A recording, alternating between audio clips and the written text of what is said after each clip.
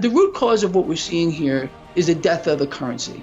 It's not a matter of rates, but people are going to be duped, lied to, propagandized, and distracted. And they're not going to understand what's going on because that's how it's meant to be. Hi, I'm Kaiser Johnson with Liberty and Finance, letting you know that as brokers for Miles Franklin, we can help you secure your future with precious metals for personal delivery, vault storage, or your IRA, with some of the best prices in the industry and privacy, security, and personal service that no one else can match. Our number for all orders and questions is 1-888-81-LIBERTY. That's 1-888-815-4237. We're available after hours and on weekends, and we look forward to speaking with you.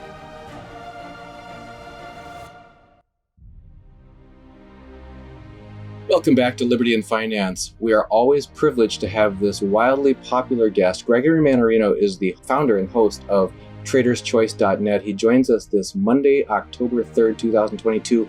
Greg, thanks for coming back on Liberty and Finance. Thanks for having me on. Love your show. Love to be here. And thanks for having me.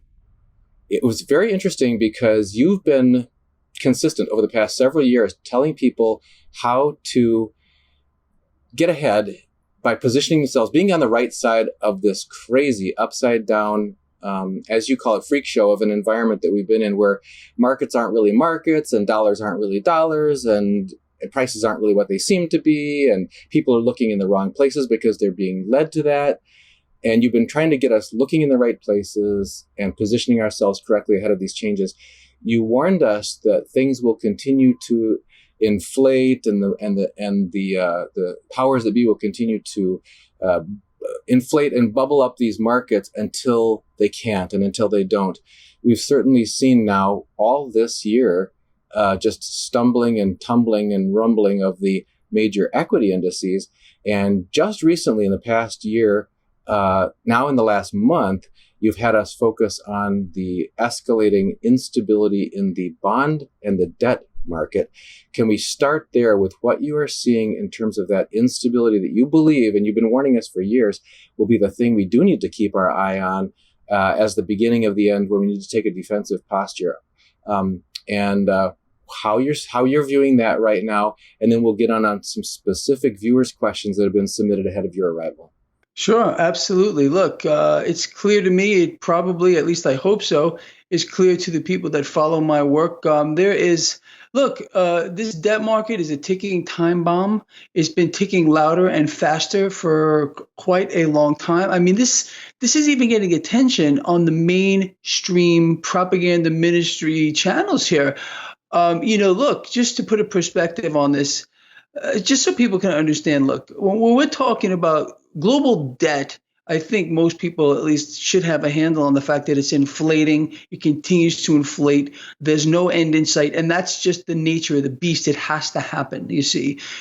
People are not told that, but that's how the debt-based economic model works. It must continue to be fueled with more cash pulled from the future into the now. And with that said here, we've seen a pretty profound sell-off in the global debt markets here, bond yields rising around the world. The 10-year yield here in the United States, 10-year being the benchmark, recently was just over 4%.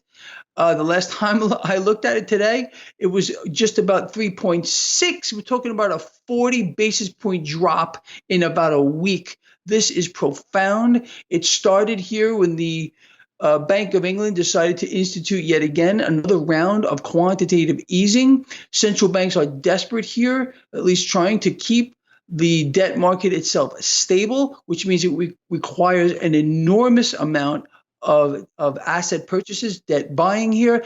What entity right now is buying all the U.S. debt? It's not me. It's not you. This is the Federal Reserve. I mean, like I said, a 40 basis point drop in just a week. This is profound. It's probably historic as well.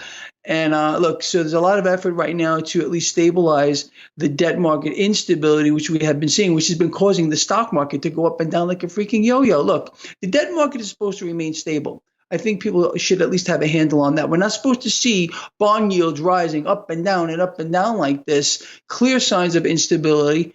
And again, it's not just me talking about a liquidity problem anymore. I am happy, shocked, surprised to see this getting airplay. At least it was on CNBC, Bloomberg, Fox Business. They seem to have backed off of that a little bit. The fact of the matter is, look, yeah, the debt is the biggest threat to human life on the planet Earth. Okay, forget about global warming, forget about nuclear war. This is it. Once this debt bubble bursts, it's going to change the not just the financial landscape, but the entire economic landscape of the world. It's going to throw the world back into some kind of fiasco where the system is going to lock up here. Cash will be unavailable. ATMs won't work. Everything will lock up. Transactions will stop. So I've been telling people as we've seen this bond market sell off that I believed that central banks were going to blink and take action. It came later than I thought, honestly, but the Bank of England here being the first to blink with a new round of QE, other central banks are going to follow suit. Unless, of course, they're going to allow this thing to just melt down right now. But look at the market today, surging. You got silver up over 7% this morning. You got crude oil getting bid way higher on the back of OPEC, trying to prop up crude oil here. The relative strength of the dollar reversed lower. Look, the dollar being a unit of debt as well. So there's a lot of effort right now to reprop this up. Is it going to work? Don't know. Is it going to be a one-day event? Maybe. Let's see where this goes. Keep our eyes on that 10-year yield, the relative strength of the dollar, and the Mannarino market risk indicator. It came down a lot today, and we know what to look at. We don't have to guess here. Okay, if people understand that the driver of the global equity markets is the global debt market here.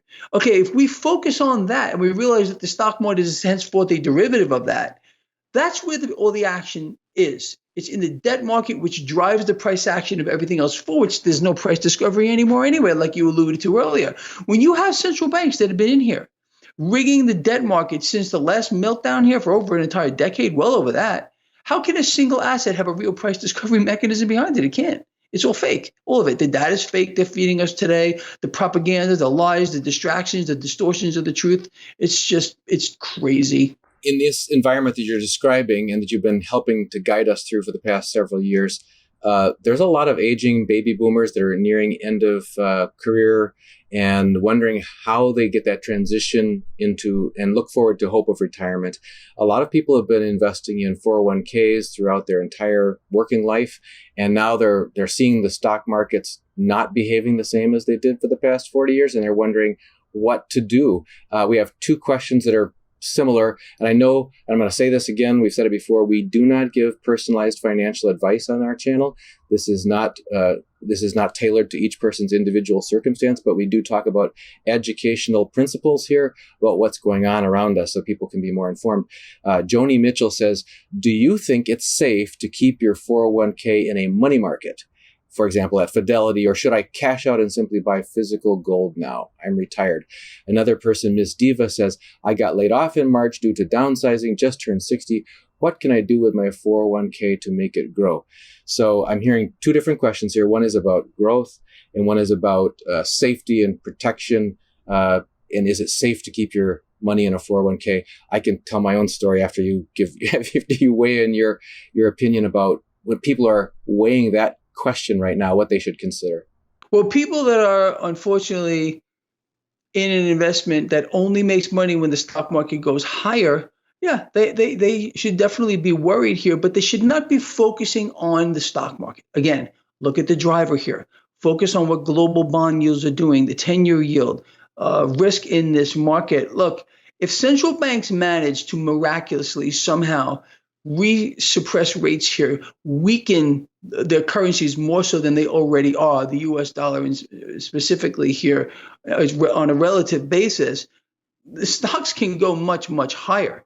The disconnection between what the economy is doing and what the markets have been doing is incredible. I mean, we're in bear market territory with regard to the S&P 500, but I mean, it's not anything overly dramatic that you would see in a normal market corrective phase or whatever it might be. Yes, absolutely. If people continue to see instability here in the debt market, they have a right to worry about these kinds of investments that only make money when the market goes up. Now, what I would suggest people to do is discuss these things with their own fund, with the fund's manager. Call whatever fund you have and say, "Look, I want to get myself into the most safest places I can possibly be, at least for now," and they can maybe rearrange your portfolio.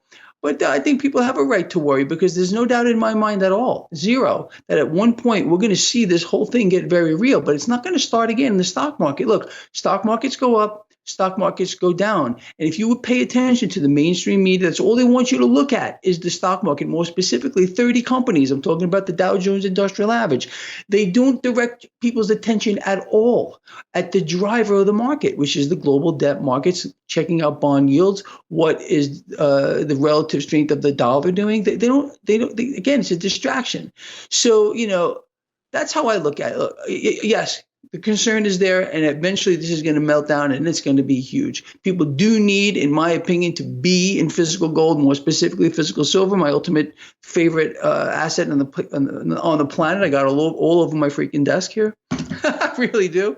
But you got to, look, don't get overly bent out of shape about these kinds of things. It's good to worry about it, but instead of sitting there and letting that worry paralyze you, again, take action. Call the fund manager, express your concerns, see what they say. If there's a way they can restructure your fund to maybe make it safer, because we're going to face that moment. Who knows when that is? Again, central banks have been very crafty, and let's see what they're doing. Look, the Bank of England here, they blinked.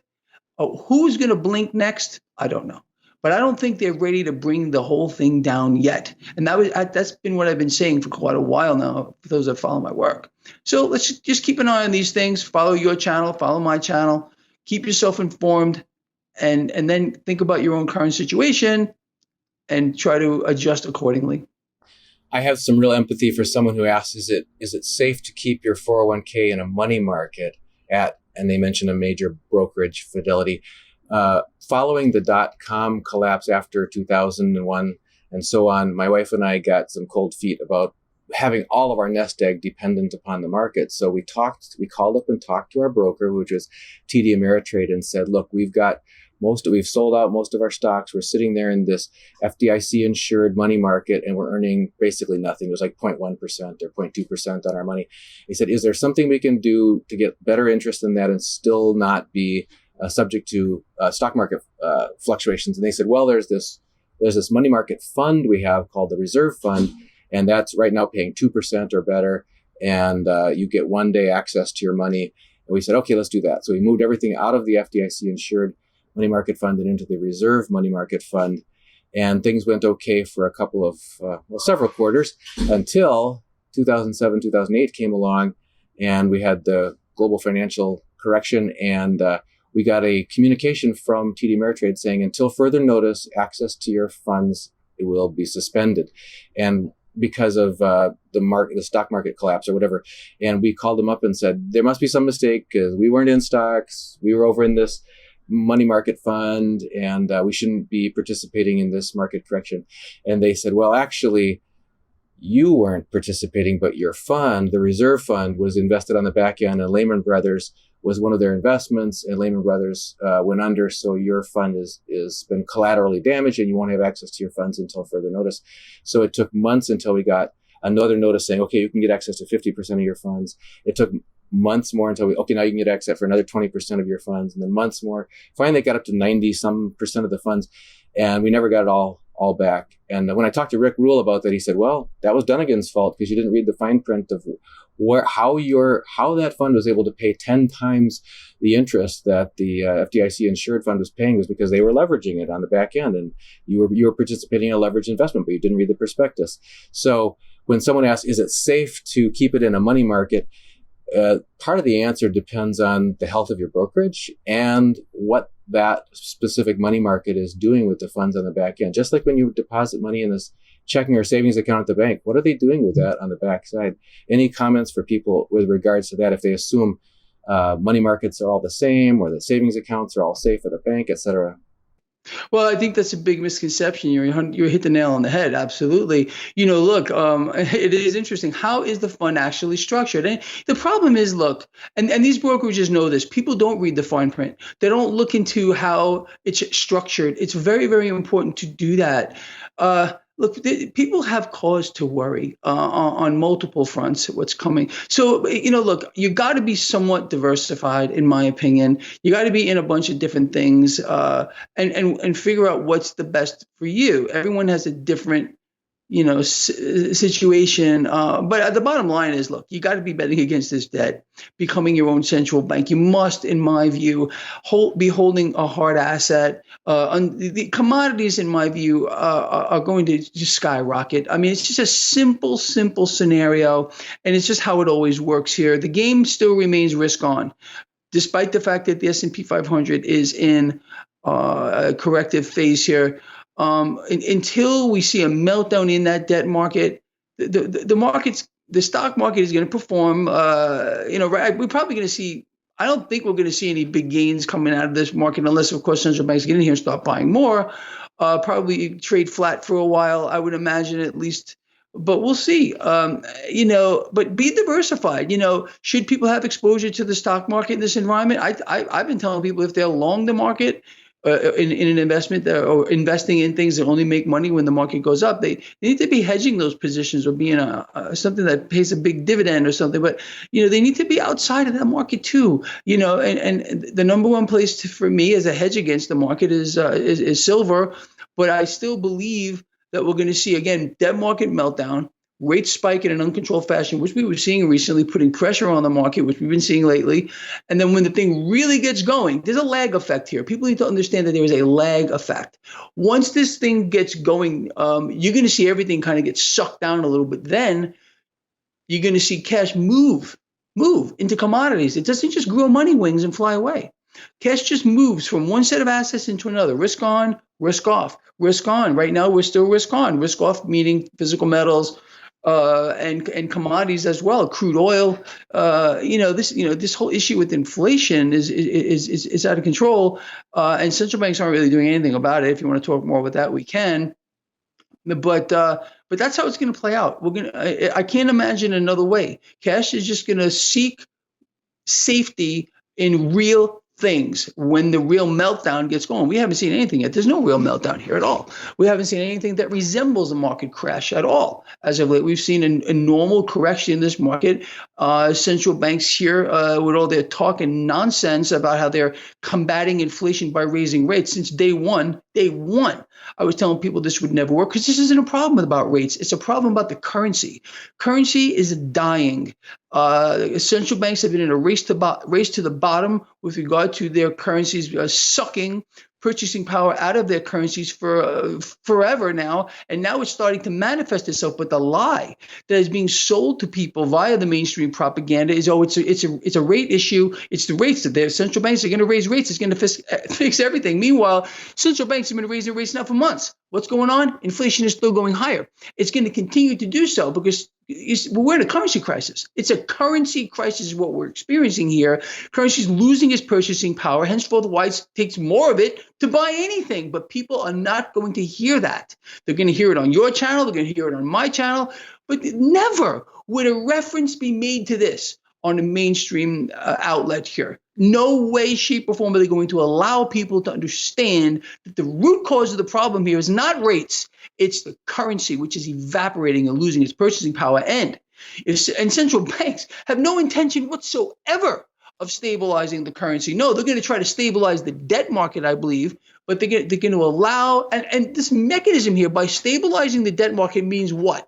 They got to create cash out of thin air, they're going to buy the debt, and that itself sucks the purchasing power out of the currency. All these programs and this act and the Inflation Reduction Act, all this is inflationary, but people aren't allowed to know that. All the cash that's pulled into the now from the future by a government, an institution, whatever, all this does is add to the pool of existing funds, and that dilutes the purchasing power of every single bill in existence. And that's inflationary, but people are not allowed to know any of this stuff. Even the term inflation is not telling it like people would understand it. I think, in their gut, because we had a client who spoke with me personally about this. He said, if we just called it central bank theft, if we say, wherever you would say inflation, just say central bank theft, because you could say, the Fed says, well, our target is 2% central bank theft, but we haven't been able to achieve it. So we're going to increase things to see if we can keep our central bank theft above 2% for a while to compensate for it. And everything you're talking about is debasing of the currency steals from people's savings and earnings and retirement. So, and you've talked about that for years, but people are not told. You're right, absolutely. On the evening news, on all the major financial channels, they don't talk about the rate of central bank theft. Do you think if we talked about, if they said, if every time instead of saying inflation, if the teleprompter said central bank theft and they had to say that, do you think that would start to get people's attention of where the root causes of their pain points in their lives financially? I wish. Look, people, they don't see things that are in their face here. For example, like we were just talking about, what are central banks doing? What has the Fed been doing for months? Raising rates, raising rates, raising rates. What's happening? Inflation is going up. When are people going to say, hold on a minute, it's not working? See, they can't, it's a simple thing to do, but people can't put it together. They don't understand that it's the purchasing power of the currency that is being sucked out. And it's not an issue with regard to rates. It's not. This whole thing with raising rates here was never meant to do a thing. All it's doing here is keeping people distracted. And to look over here, don't look over here. It's not a rate issue, like we said, but people don't get it. They won't understand it because they're not taught this stuff. They're not told about it.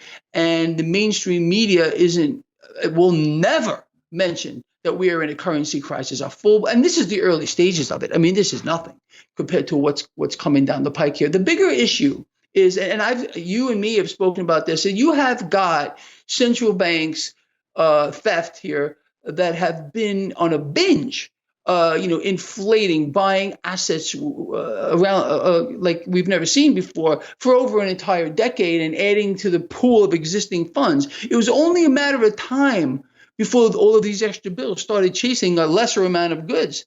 It's just economics 101, but you see, people aren't even taught that. So the root cause of what we're seeing here is a death of the currency. It's not a matter of rates, but people are going to be duped, lied to, propagandized, and distracted. And they're not going to understand what's going on because that's how it's meant to be. People are always told to look here by the mainstream, but they're never told to go look in another direction. Whenever the mainstream media wants you to look at something, no matter what it is, when they keep focusing on it, realize that there is something else going on. When they push people's attention, look over that, look at what's happening here. That means there's something else bigger going on in the background, and that's just the way it always works. Along the way, you mentioned that if people are going to have a foot in the markets, they better be getting paid some dividends to do so. One of the questions from a viewer, Captain Banana, says, at what point do companies stop paying dividends? PDBC sounds good, but is it dependable? Well, look, there's always the risk that, that a dividend can be pulled, but not in this environment here. Again, we're not in a market crash in any way, shape, or form. We're seeing a correction in the market based upon action in the debt market. Are they going to stabilize that? We'll see. A crash, when we're talking about a crash here, and all I pay attention to is a big sell-off in the debt market, which we were seeing as of late, an uncontrolled spiking in that 10-year yield. How we're going to know we're in the crash mode is when we see the 10-year yield rising 20, 30, 40 basis points per day, okay, per day. Bam, bam, bam, bam. When you start to see that 10-year yield surge like that, it's going to wipe out the stock market. It's going to wipe out the stock market, okay, just as the reverse has been going on for a very, very long time. Suppressed rates here have inflated a bubble in real estate and in the stock market. And again, nothing has a price discovery mechanism behind it because of this. That's how we're going to know. So, keep your eye on these things. And I set this all up for everyone. Very simple, a very easy equation. Looking at the relative strength of the dollar, looking at the 10-year yield, a little fancy math here, and you come up with a number. It's called the Mannarino Market Risk Indicator. It's free to everybody who wants to look at it. It's right on my website, traderschoice.net, top of the second page. Pay attention to that. When that starts to spike, okay, we're right now in high risk. The next step is extreme. When we get to that extreme level, I think people really need to start maybe running for the hills in the literal sense. You mentioned real estate along the way there. Tuba Tuba asks, Greg, do you see the rural real estate markets collapsing just as badly as the urban real estate markets? I think the entire real estate market is in a bubble. I mean, suppressed rates, that's what it does. I mean, we've had this for the longest time here. We're starting, as a matter of fact, we're starting to see real estate prices drop at their fastest pace ever. And I hope people are paying attention to this too. But again, look, central banks are watching what's happening here. And who knows what they're going to pull out of their sleeves here. These have been the most crafty, twisted, perverted organizations in the history of the world here. And look at what's happening here in the debt market now. This 40 basis point drop in the 10-year yield in a matter of days. That's pretty epic, man. That's central banks. That's not you. That's not me. That's not the average guy or girl buying all of that. That's central banks. Off of the back of the Bank of England, who now set the stage. We'll see. Yeah, I don't think I'd be running out right now to buy real estate. I really don't think I would. But look, I own real estate. I own this house. I bought this actually probably at the top of the market recently, but I felt that buying was better than renting, so I bought it, and I'm living with it. I got to share with our viewers, and they've been cheering us along as we're searching for a homestead in a state that has more freedom than where we currently live. But we sold our home outright 2.5 years ago and renting it back from the investor who bought it from us. And since we did that, our rent has gone up by 50%. And the homes that we've been bidding on and getting overbidded and never getting a acceptance of our bid has been a fruitless search so far, but we're still trying. It's been a difficult time whether you're a home buyer or whether you're a renter. It's tough. It's a tough and expensive place to be right now. There's a question here. Yeah, you mentioned about central bank manipulation of the interest rates affecting the stock market. As a derivative of the bond market. Indivisible Man says, we know about JP Morgan's silver market manipulation, but how does central bank manipulation of the 10-year yield affect silver prices long term? Can you demystify that? If you think there's any link between central bank manipulation of the 10-year yield versus metals prices? I think the manipulation in the metals market is so in our face. It's so profound. Everyone knows what's going on. Even the commodities exchange realizes it here. But there's really nothing they can do. The way that it's set up, it's upside down. Being that the hard asset is deriving value from a derivative, and that's been set up like that. I think that's going to continue on. I mean, what are we up today? Like 7% last time I looked at it. At one time, it's going to break loose. And I don't think there's a direct connection between, well, there may be. I mean, eventually there's going to be. How it's going to play out, again, debt market sell-off, pressure on the stock market, cash is going to bleed out of the debt market, bleed out of the stock market, and it's just going to move into commodities, and silver being one of them. So yes, there is a connection there in that you will see eventually during the meltdown phase, which is going to come, it's just a matter of when, the uncontrolled sell-off in that debt market spiking in the 10-year yield and at an uncontrolled pace. And we had a couple of moments there where it was really getting out of hand. But eventually when this does get going, and it's not going to be by accident, at a time of their choosing, meltdown in the debt market, stock market cratering, and cash is just going to move. So yeah, keep your eyes on the MMRI, which is a nice summary of what's happening in the debt market, which includes the dollar. And you eventually we're going to see metals, I think, skyrocket along with other commodities too. It's not just going to be metals. It's going to be commodities in aggregate. You've talked about for some time sort of this unholy collusion between central banks and governments. You've also talked about central banks buying it all, being the buyer and lender of last resort. Many people who are aware of the values of precious metals are concerned about the potential for nationalization of, as far as if countries actually get in the mode of buying it all, that they'd want to snap up their minerals within their borders, that sort of thing. Rob McCain asks, Greg, I know physical silver is your favorite, but what is your opinion of mining stocks? And is there a chance governments will nationalize the mines and we won't see anything from the stocks if we have those shares?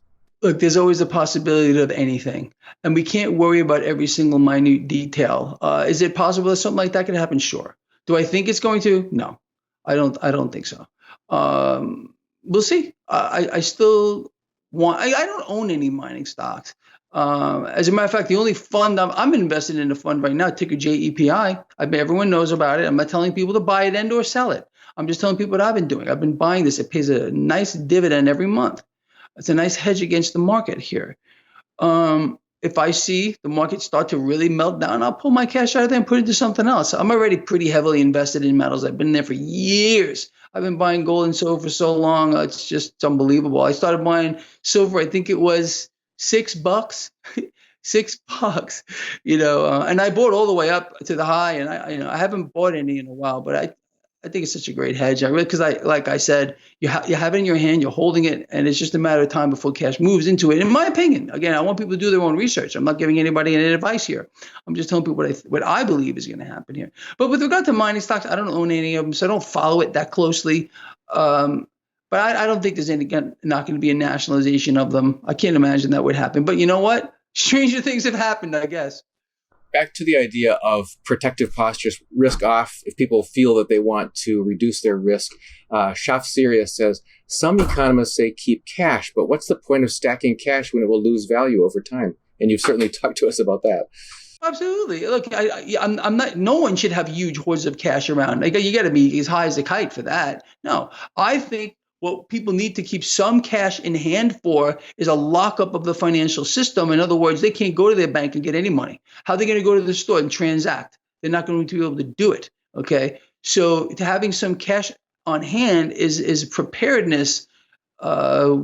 Perspective from that perspective is you need to have some cash on hand in the house, where you can access it in the event of a locking up of the financial system, which I believe is going to happen once the debt market sell-off really gets out of hand. A credit freeze, the whole thing is going to lock up by design, and people are going to be in the streets not knowing what to do with themselves, pandemonium, and then of course they're going to look to the same people who brought the system down for help. Oh, help us, please. Oh, we got a solution for you. It's going to be their solution. So, but in the interim, you need some cash. You need some cash on hand. How much on it depends on everybody. Everyone's situation is different. Some cash to get through a locking up of the system, which eventually they're going to allow to happen. They're going to create an environment where that will happen. And again, looking at the debt market, we're going to see an implosion there, an implosion in the debt market, and that's going to cause everything to just freeze up. I want to touch on this. We have several questions from viewers. This one I'll use to capture all of them into what you just said. Nitro Burp says, Greg, you keep saying the debt market will implode. What exactly is the debt market? He says, I'm thinking credit card debt, but I know that's too simplistic. Can you elaborate further?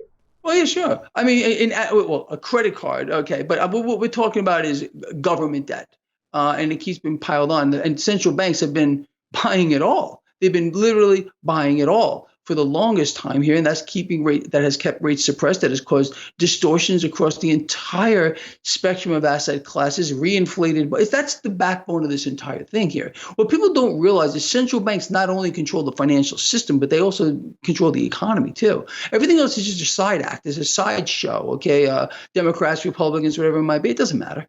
It's all about what central banks are going to do collectively, and collectively, they do move world markets, not only markets, but the world economies. And right now, they're driving the world economies into the ground by design to fulfill their end game, to be the lenders and buyers of last resort. So people have to look to the central banks for everything they want. Full global control. They have it already. Central banks collectively are the one world government we've all been warned about. Everything else is a sideshow. You want to fund this war, you want to fund that, you want to do this. Where's the cash come from? We don't have it. Comes from central banks. Central banks are financing it all, and they're more than happy to lend. They're more than, because what they've done is create a slave world, nation slaves, individual slaves, people dependent on the system, and that's what they're in the middle of right now, making as many people as they possibly can dependent on the system. So when a new system is, put forth, they'll accept whatever is thrown at them. It's always the same story. It is remarkable. When you look back just a few generations, our grandparents had physical gold and silver as their money. Yes, they did. And it was distributed between the entire population. So in a sense, it was very resilient. It persisted. It carried value into the future with preservation of purchasing power, that sort of thing. And then that lovely that lovely God-given system got torn down by the central banks. The formation of the Fed in 1913 was an example of that, which is one of the reasons America was formed, was to get away from the Bank of England, and then it caught up with us. So anyway, as you've described, this used to be something that was well known, well understood by most people because it was in our heritage, it was in our Constitution, it still is, but we've departed from it, and now it's completely unfamiliar and seems foreign. And you'd be surprised, maybe you wouldn't, I'm surprised sometimes how many of the clients that I speak with are very timid about starting to purchase gold and silver. They feel it's a very potentially risky thing. They feel afraid sending off their check in the mail and hoping that they're going to get their silver and gold back in, and then how are they going to protect it and all that. So this whole thing of feeling like you're stepping into a risky canoe or whatever when you're getting into precious metals, rather than you're finally getting out of the leaking canoe of fiat and onto the solid rock, the ground that has sustained the people who held it for 6,000 years of human history. It's really remarkable what a job that's been done on us psychologically to get us to see risk as safety and safety as risk. It's so crazy. It really is. And people, I don't think people should be anywhere near any fiat currency right now. They're being sucked dry. They're losing their purchasing power. You got to be high as a kite to have a lot of cash laying around. You can't have it just sitting around, because you're becoming more broke every single day. Every single day that you have, got to have some around, like I said earlier, some just to have in case of a worst case scenario in hand. And I'm not talking about vast amounts. Right. If you got your nest egg, if you've got your life savings sitting there in a called savings account in the bank, yeah. You're losing. Every day. You're becoming poorer based on purchasing power. But that's what the system is designed to do: keep people unaware of what's going on here, and they utilize the mainstream media very well. Give them a script to read, tell them what to say, direct their attention at one thing when they should be looking in another direction. And that's how they take advantage of everyone. And that's why most people are slaves to the system. They're debt slaves beyond their eyeballs here. The rich become richer off of this system, and the poor get destroyed. And we're in the middle of the biggest extermination in the history of the world. We're watching an entire class of people globally go away. They're becoming extinct, the middle class. I've been warning about this for a decade, and here it's in our face. It's right here. It's happening, and it's a terrible thing to see. And I don't think we've seen anything yet. Yeah, we've got a writer of a question here from Europe. Rookie says, how would you tell someone in Europe that the crash is not here already? They've certainly been on the bleeding edge of this with skyrocketing energy prices and all kinds of deprivations of different things, and anticipating it's going to be a very difficult winter coming up, depending what their energy supply is going to be like. So certainly that may be an indicator of where the rest of us are headed if we don't take protective action and prepare. You've been an advocate for years of people, as you said, diversifying and hedging outside of the system and owning real things. If people want to follow your work and make sure that they stay connected, because you publish at least twice a day, as well as numerous other times during the day, how should they stay connected? Go to my website, traderschoice.net. Look me up on YouTube, Google me. I'm pretty easy to find. And folks, if you don't want to miss a single episode with Gregory or any of our other guests, make sure that you subscribe to our daily newsletter. You'll get one email per day in your inbox with our latest interview and any specials we've got and any recent announcements. That by going to libertyandfinance.com, libertyandfinance.com, put in your name, your email address, click submit. You'll get a confirming email. Once you confirm, you're in. And that's how you get on our mailing list. And also go to traderschoice.net. That's Greg's website. Make sure you sign up for his free newsletter. I'm on it. I get his announcements at least once a day, and his blogs, video blogs twice a day. Really appreciate that. It's all free, as is the Mannarino Money Market Risk Indicator, MMRI, that you can get by going to traderschoice.net. It's right at the top of the homepage. It's right there. It's interesting to follow because it really keeps you aware of some of the real factors that are driving risk to all the other markets. Greg, any final thoughts for our viewers before we let you go? Realize this. All this is all well and good, and it's interesting, but we are each other's greatest resource. All right. We need each other. All of us love each other, care about each other, be charitable to each other, and we're all going to be better off. We've been speaking with Gregory Mannarino, the founder of traderschoice.net, here on Liberty and Finance. Greg, thanks for coming back on. Thanks for having me. Miles Franklin Precious Metals is one of America's oldest and most trusted bullion dealers. Miles Franklin is A+ rated and accredited by the Better Business Bureau, licensed and bonded, and has 0 complaints ever registered. Here at Liberty and Finance, we are licensed brokers with Miles Franklin. To order, simply call us, discuss your needs, and we will let you know our live inventory, prices, and availability, and lock in your order over the phone. Once your order is locked, the price is held for you regardless of market fluctuations, and the metals are reserved for you awaiting your settled payment.